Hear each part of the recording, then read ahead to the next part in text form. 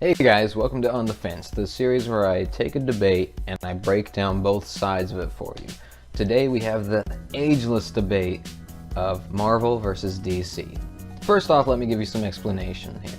Marvel and DC are American comic companies that, in their prime, were the pinnacle of illustrated comic material. In their own respective ways, they helped shape our culture and created a fandom that, even today, remains strong. A culture so dominated by cinematic entertainment. We will get into the more recent adaptations of their universes, but for now, let's give you a little bit of history on both. Let's take a look at some of the DC side.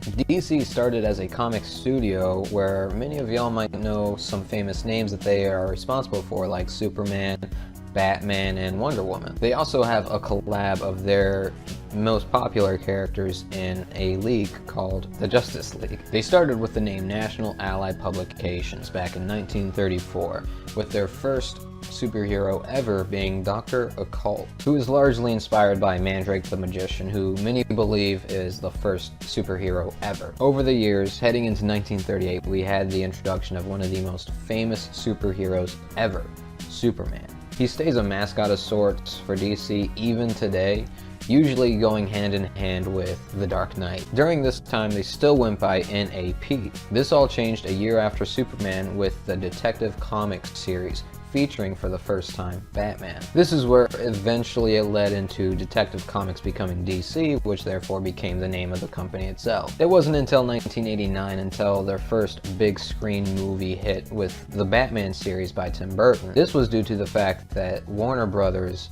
merged with Time Inc., who actually owned DC at the time, and became Time Warner as a result. Warner Brothers to this day still own the rights to DC and its characters. Video games being a big market as well, they dabbled in that a little bit. You find familiar names like Injustice or Mortal Kombat vs. DC Universe. Now let's look at some of Marvel's history. Marvel is responsible for famous characters such as Captain America, Iron Man, and Spider-Man, and they also had a collab of characters called the Avengers. Back in the day, their original name was Timely Productions, back in 1939. Then changed to Atlas Comics briefly in the 1950s, and then finally in 1961, where they finally decided to go with the name Marvel. Their first superhero is Kazar in their founding year, but you could more relate to the Human Torch being their first ever superhero due to the fact that he was the first guy that they released under the name Marvel. They too dipped their toes into the cinematic universe with movies like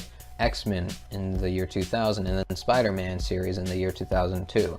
But it wasn't until Iron Man in 2008 when the cinematic universe for Marvel really started to take off. A year later, Walt Disney Pictures actually bought out Marvel Studios. Doing this provided them with a one-name publisher for whatever movie they decided to come out with. Before this, there were different publishing companies that came out with their movies. This is why prior to the merger, you never were able to see an Avengers movie. Evidence of this can still be seen today, with Universal Pictures still holding the rights to the Hulk series. However, through some twists and turns, they are able to work the Hulk into the Avengers movies. They also dove into the market for video games. The most popular of their games is actually a collab of two different companies. It's going to be the Capcom vs. Marvel series. Now that we have some clarity on all that, before we get any further, I just want to let you know that there was so much more content that I could have put on both sides of this here. However, if I continue to talk about them, I could be doing this for another year. So, this being said, let's get into the real debate between DC versus Marvel. For starters, the most common thing you'll hear people saying is that Marvel copied DC's characters. This can be used in terms of power as well as character design.